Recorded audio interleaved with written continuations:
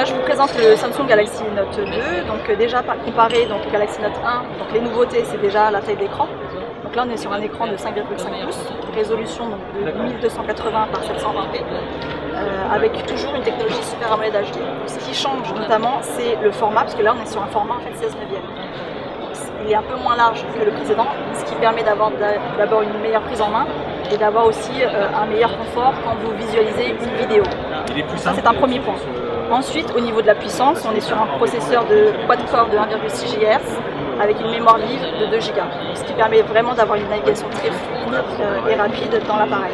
Avec toujours donc, Android 4.1 Jelly Bean intégré avec la surcouche Samsung TouchWiz. Donc, les nouveautés donc, se trouvent également au niveau du stylet. Donc, le stylet, là, vous l'avez vu, quand je l'ai détaché, donc, automatiquement, il m'a ouvert donc, une petite page de raccourci pour créer mes notes. Donc le stylet par rapport au premier est un peu plus long et un peu plus large, ce qui va permettre d'avoir du coup une meilleure prise en main. Ce qui change également, c'est au niveau de la mine. C'est une petite mine en gomme, qui vous permet d'avoir un confort d'écriture sur l'écran beaucoup plus appréciable que sur la première version. Alors, toutes les nouveautés apportées sur le Galaxy Note 2 sont notamment donc, AirView. Donc, AirView en fait vous permet de prévisualiser du contenu sans avoir à ouvrir l'écran. Par exemple, si je suis sur une vidéo, donc là, juste en cliquant, en fait, en pointant mon stylet sans avoir touché l'écran, je vais pouvoir en fait prévisualiser la vidéo et choisir la séquence qui m'intéresse. Voilà. Donc de la même manière, je vais pouvoir le faire également sur mes photos.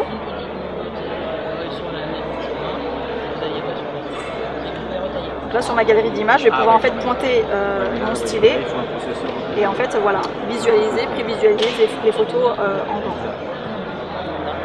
Toujours sur AirView, vous allez pouvoir également avoir la possibilité de prévisualiser votre calendrier juste en pointant voilà, sur l'événement. De la même manière, si vous avez des petites icônes, vous ne savez pas à quoi ça correspond, vous pouvez toujours pointer sur avec votre stylet et là en fait il va vous inscrire à quoi ça correspond. Ici par exemple saisie manuscrite, ajouter un nouvel événement. Donc là j'en profite que je sois sur S-Calendrier pour vous montrer qu'il est également possible de saisir manuellement son agenda avec du texte écrit, donc voilà, en cliquant ce que vous souhaitez. Donc là vous pouvez passer d'un mode à l'autre, soit mode écriture, soit mode numérique. Là j'ai pas de mail paramétré, mais en plus je vais pouvoir également, quand j'ai ma liste d'emails, quand j'ai la liste d'objets, je vais pouvoir pointer avec AirView qui va me prévisualiser un bout de contenu de l'email. Et je vais pouvoir également en fait, saisir un mail numérique et en fait signer par exemple au bas de mon mail avec mon stylet. Ensuite, autre fonctionnalité, EasyClip, qui vous permet en fait de capturer facilement une image. Donc, vous vous souvenez, donc, sur le Galaxy Note 1, en fait, il fallait faire une capture d'écran, détourer l'image, l'enregistrer, la rappeler, etc.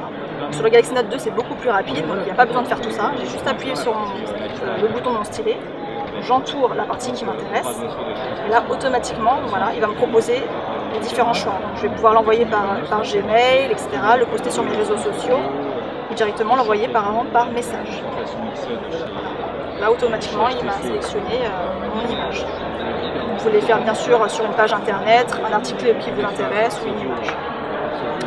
Au niveau de S-Note, ici, c'est possible.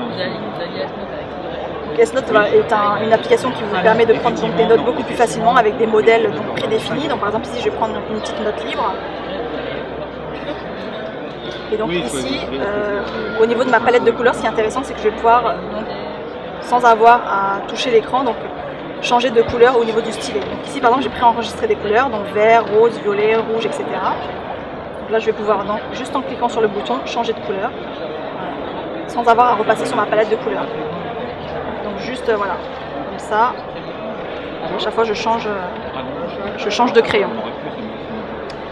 Vous avez également tout ce qui est reconnaissance des formes et des formules. Donc, reconnaissance des formes, je vais tracer un rond, il va me le reconnaître, il va me le corriger. Autre fonctionnalité, c'est ID Visualizer. Voilà. Je vais pouvoir ici saisir par exemple un mot. Et là, automatiquement, il va me renvoyer vers des images correspondant au mot que j'ai choisi. Ensuite, au niveau de l'appareil photo, vous avez donc plein de nouvelles fonctionnalités qui ont été apportées. Donc là, vous avez l'appareil photo. Donc ici, vous allez pouvoir choisir les différents modes. Donc vous avez le mode rafale. Donc là je vais pouvoir prendre en fait plusieurs photos d'affilée. Il n'a pas d'été. Ah, bon, bah, je suis trop nul, mais enfin c'est dommage. Mais moi, je pense qu'il va arriver à le faire parce que. Non, mais je suis trop nul. Même faire un sigma. Ah, il l'a fait. Qui m'en prend 20 en 3 secondes. C'est pas trop mal. Bon, c'est pas trop de la même manière, au niveau des modes de capture, vous avez plusieurs modes. Oui, vous avez meilleure photo, il va vous sélectionner la meilleure photo parmi celles prises en mode rafale par exemple. Ou Best Faces, donc c'est la reconnaissance en fait des meilleures poses. Donc je m'explique, par exemple, vous prenez une photo de groupe, en fait il va reconnaître les visages de chacun et vous allez pouvoir choisir la meilleure pose pour chaque personne. C'est vrai que sur une photo de groupe, il y en a souvent un qui ferme les yeux ou un qui regarde ailleurs. Donc grâce à cette fonctionnalité-là, Best Faces, en fait vous allez pouvoir sélectionner le meilleur portrait pour chacun. Et du coup il va vous recomposer la photo pour en faire la photo entre guillemets parfaite. Ah, c'est super. Ensuite, puisqu'on parle de la photo, par exemple ici, si je sélectionne une photo, je vais pouvoir également la réannoter. Donc c'est photo note. Par exemple ici, donc, je vais pouvoir ajouter une note à l'image. Donc là, il va me retourner la photo. Et là, je vais pouvoir prendre, inscrire ce que je souhaite dessus. Donc par exemple une date ou un lieu et l'enregistrer.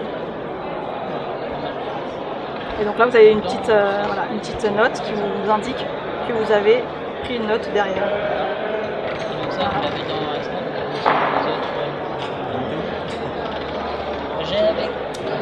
Alors au niveau de Quick Command, donc toujours avec le stylet, vous avez donc des raccourcis. Donc par exemple pour activer le menu contextuel, je trace une flèche vers le haut. Pour revenir en arrière, je fais une flèche en arrière. Et vous avez une nouvelle fonctionnalité qui est donc la commande rapide.